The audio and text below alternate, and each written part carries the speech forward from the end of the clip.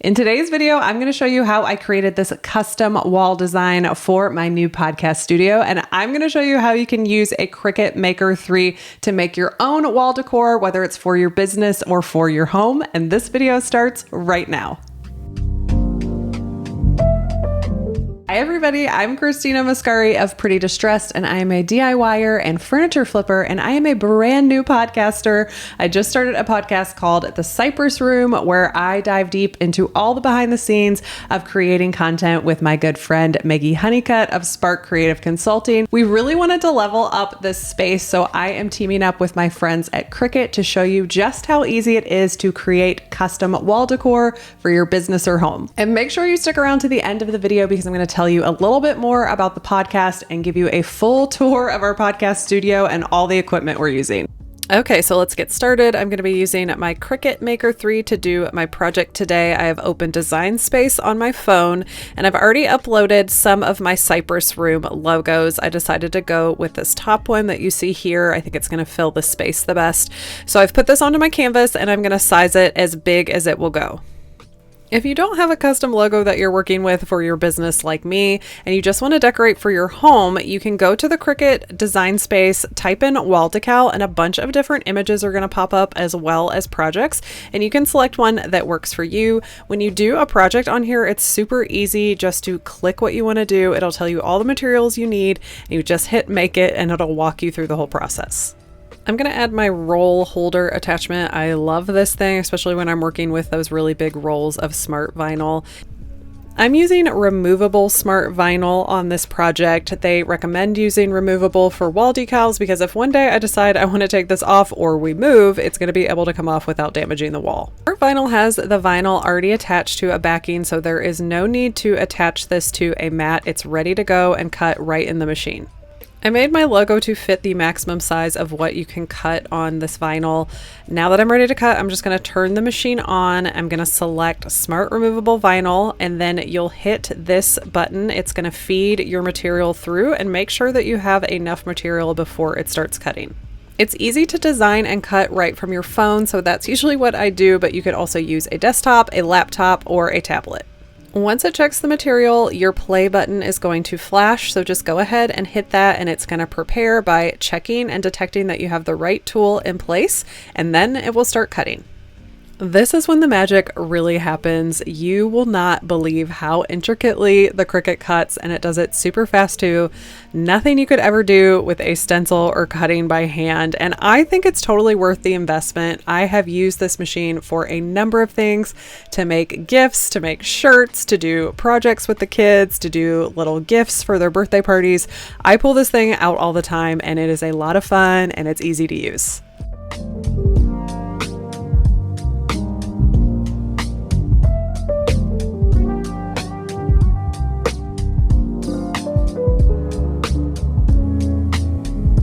Once the cutting is done, you will get this unload message on your design space, and you're just going to hit that unload button again.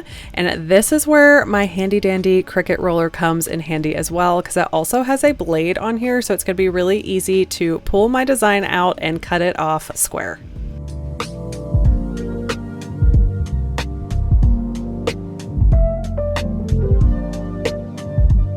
Okay, cutting is the most fun to watch, but the most satisfying part of a Cricut project is doing the weeding. This is where you pull off all that excess vinyl to reveal your design. I like to use this Cricut weeding tool. It has a little sharp point, and it helps me get into all those little detailed areas. I apologize for how hard it is to see my design. I'm using white vinyl because my wall is green, and this is really going to pop on there, but it makes it really hard for you guys to see the design on top of the, smart backing that I have here. So hopefully you can see this design here. It turned out awesome. You're going to be able to see it a lot better when I get it on the transfer tape, and that is the next step. So I have a large roll of transfer tape, and I'm just going to put this over the top, and this needs to completely cover my design, and then I'm going to cut it down to size. I usually use the weeder again to pull up the corner of the transfer tape from its backing, and because this design is so large, I think it would be too hard to peel this whole transfer tape off and try to put it on there evenly. So I'm just going to peel back this front portion, stick that on, and then I found if I just pulled the backing from underneath, it stayed in line and was really easy to get on and didn't create a lot of bubbles.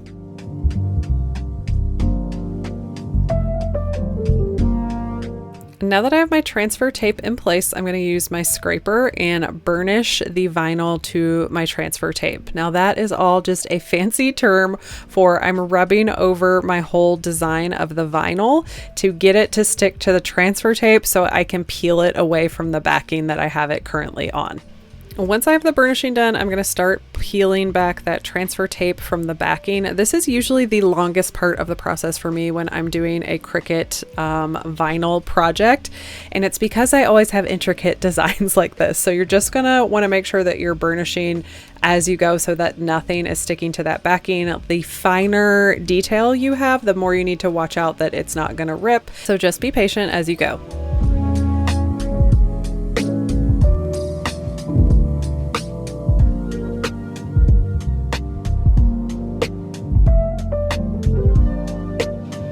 Okay, now you can really see that design. This is gonna look so awesome on the wall. All right, I'm ready to stick this to the wall. I've already prepped my wall and made sure it's free of dust and it's ready for my decal. And I'm going to use this laser level that actually sticks to the wall with a little suction motor and batteries. It's really cool. So I will make sure that I'm hanging this level. You don't want to press too hard on your design until you know you have it in the right spot. I was able to lift this back up off the wall and adjust it as I needed it. Once I had it in the perfect spot, it's time to burnish again. So I'm grabbing that scraper tool, and this time my goal is to get the vinyl to stick to the wall and peel back from my transfer tape. Using that same technique of burnishing as I go and then peeling back that transfer tape, I have it flat against the wall, and this helps it release really easily from the vinyl. Once you're finished getting that on the wall, you just want to take a clean cloth and go over all the letters and just remove any air bubbles there might be. And it's just that easy. Look how sharp and crisp this looks. It is so awesome. I love it.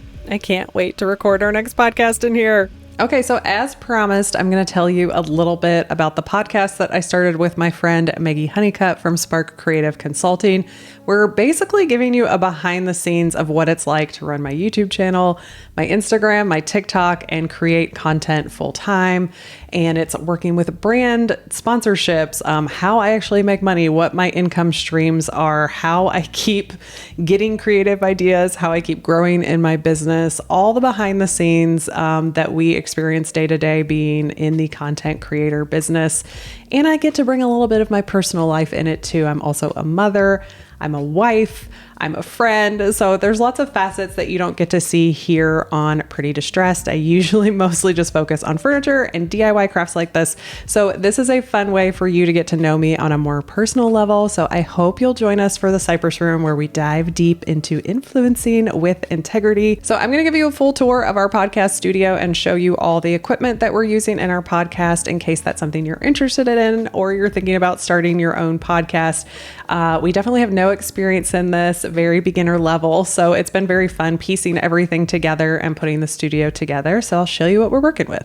So this is the wide shot of the studio. This is just against a wall in our office space that we have. The first item I want to show you is the microphone we got. This is the Shure SM58 dynamic vocal microphone, and it comes with just this silver top, but we bought a pack of these foam toppers to put on here. I just think it looks better and more like a podcast. It does come with a holder, and the one that I bought with the cable.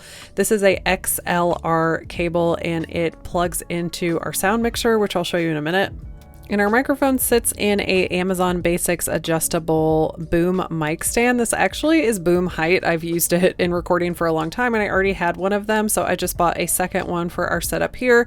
It has lots of ways to adjust it, and I can use it at a really high height, or I can use it sitting in these chairs, so it has a lot of function to it. The headphones we use to monitor our voices in our microphone, I hope I'm saying this right, are the Sennheiser Pro Audio. Again, we have two pairs of these. They're very comfortable, fit over your ears, and drown out any background noise in case you were filming somewhere where there might be some noise, and they're very comfortable on your head. And I just like the way that they look. They have a real podcast look to them. And our headphones are plugged into these Amazon Basics auxiliary cables that just help give us an extra length so that they can reach all the way to our sound mixer. And this is how we record our audio. This is the Zoom PodTrack P4 podcast recorder. This thing has a lot of features that you can use for, reducing feedback when you're doing phone calls and recording directly to your computer. But we're using it in a really basic level right now. We just have 2 microphones, but it can have up to 4, and you can control the gain of each microphone on there in case you have somebody that talks a little quieter than your other guests. You have 4 sound pads there that you can program in different sound effects. We haven't done any of those yet, but you can put an SD card right in here and it records right to there. Or you can connect it to your laptop and record directly to your laptop. It has 2 power sources, batteries, and then we got an AC adapter, so we're not having to change those batteries constantly.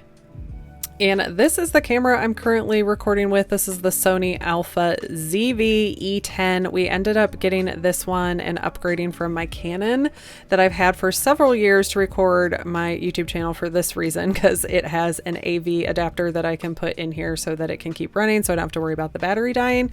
And this can also record up to 4 hours of footage in one setting. My Canon only did 30 minutes and kept shutting off on us, so this was an upgrade that we needed, and I'm using it here on my channel as well. We do have a decent amount of natural light in here, but we did pull in my LED lights that I use for filming out in my garage, as well as my softbox. We like to have it nice and bright and lit in here. Luckily, the floor is carpeted, so I didn't have to do any sound treatment in here. But as you can see, this is a multifaceted room. It's a guest room. It's an office. It is very messy behind the scenes. We just have to constantly shift things around the room to film in here. Off the set, we have these beautiful white bright chairs with the tufting to give it some texture. I love the gold feet on here. And then we have the faux marble top with the gold base as well. I'll link all of these items below, as well as all the materials I used in my Cricut project today, so check that out. I am so pumped about how this turned out. I can't wait to film our next podcast in here with our beautiful logo, thanks to Cricut. And I'm missing my co-host. I can't wait to have her back. Thanks you guys for joining me for today's project. And I will be back with another video soon. Let me know what you think about it in the comments. And don't forget to check out the playlist of the Cypress Room down in that description box. And I will see you guys next time.